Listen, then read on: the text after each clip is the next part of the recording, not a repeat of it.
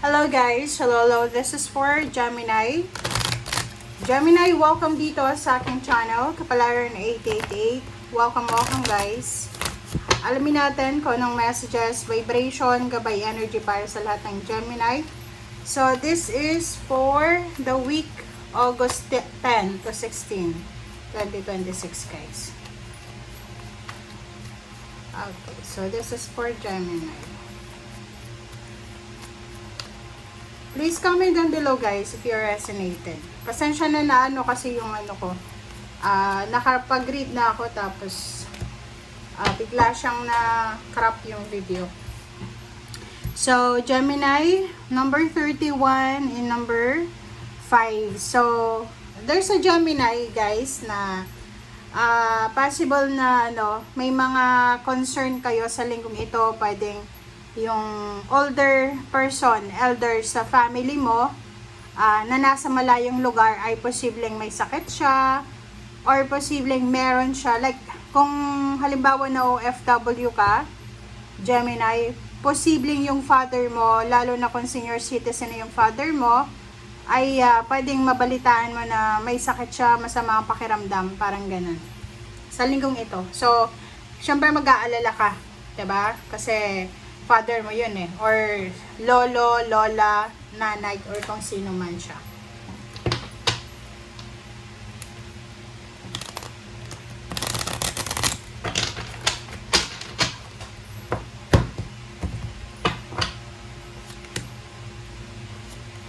Okay, Gemini. Five of Swords and King of Wands. Sa linggong ito, may mga Gemini na yun. May emergency na posibleng mangyari na pwedeng hindi ka makapasok sa pinagtatrabahuhan mo. Kumbaga ito, sa linggong ito ay hindi ka masyadong nakafocus sa trabaho, hindi ka nakafocus sa mga pagkakaperahan kasi nakafocus ka ngayon sa emotions mo, sa family life.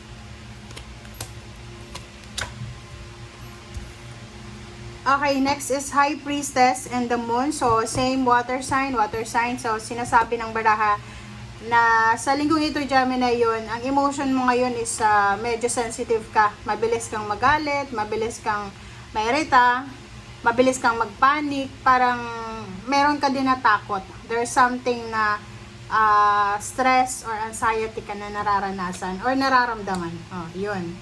So, this is your energy. Gemini ito na Seven of Swords. So, sinasabi ng barahan na mag-iingat tayo sa ating mga decision making sa linggong ito, sa emotions. May mga situations na sabihin natin na uncontrollable, 'di ba? Kasi wala ka naman talagang control dito sa mundo. So, kailangan mong isipin na mabuti yung mga bagay-bagay na dinideal mo sa linggong ito. Kung kaya mo bang kontrolin yan or hindi. So, kung kaya mong kontrolin, siguro take action. Pero kung nararamdaman mo or alam mo na imposible, hindi mo kayang kontrolin yung sitwasyon, just let it go. Okay? Kasi ganun eh. Wala tayong karapatan na questionin ang universe kung anong nangyayari sa paligid natin. Okay, Nine of Cups and King of Pentacles.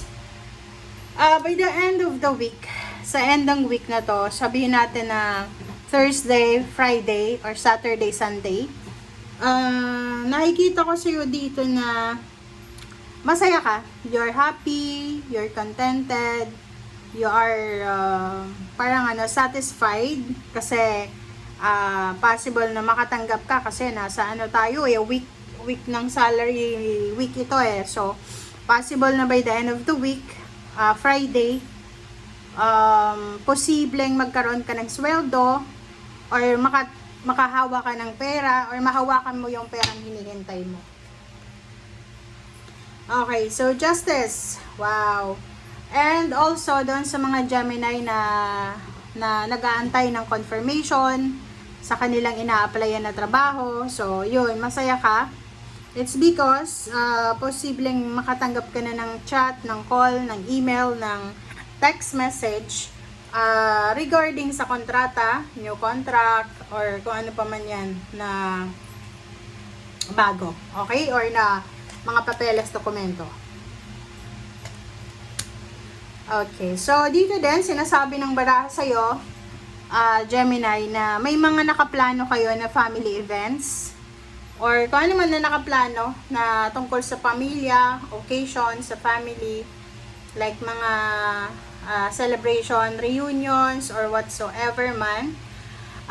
Sinasabi ng baraha na posibleng matuloy na to. So, yung parang pakiramdam mo na, ay, hindi ito matutuloy eh. 'Di ba? Parang ganon. Mga celebration, siguradong sigurado na sa linggong ito, there's a confirmation na matutuloy na siya. So, nakikita ko rin sa'yo dito, mag-iingat ka sa linggong ito kasi lalo na kung babiyahe ka or halimbawa kung nakatira ka sa mga shared rooms, mga bed spacers, ganyan. Shared room siya, guys. You need to be careful kasi yun na nga, may pera na possible na mawala sa'yo. Pwede kang manakawan, pwede kang masalisihan, para gano'n.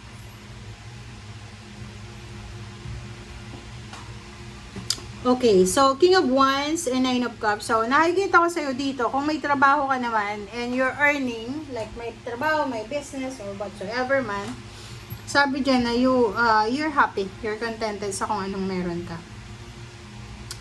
Sabi ng baraha sa'yo dito, kahit anong mangyari, wag kang magre-resign sa linggong ito and sa buwan ng Agosto.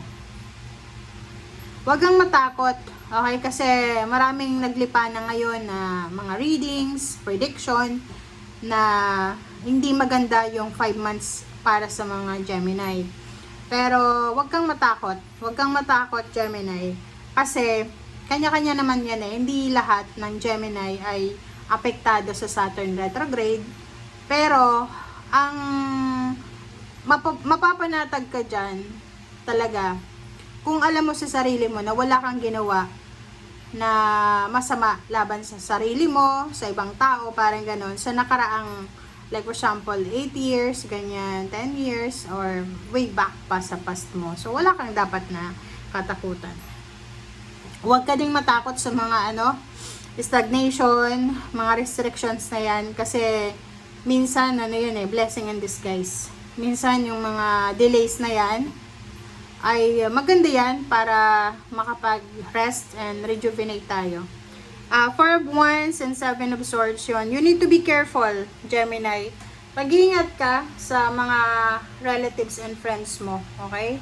Pag-iingat ka sa mga kadugo mo. Mag-iingat ka na huwag kang magpapakasal sa buwan na to.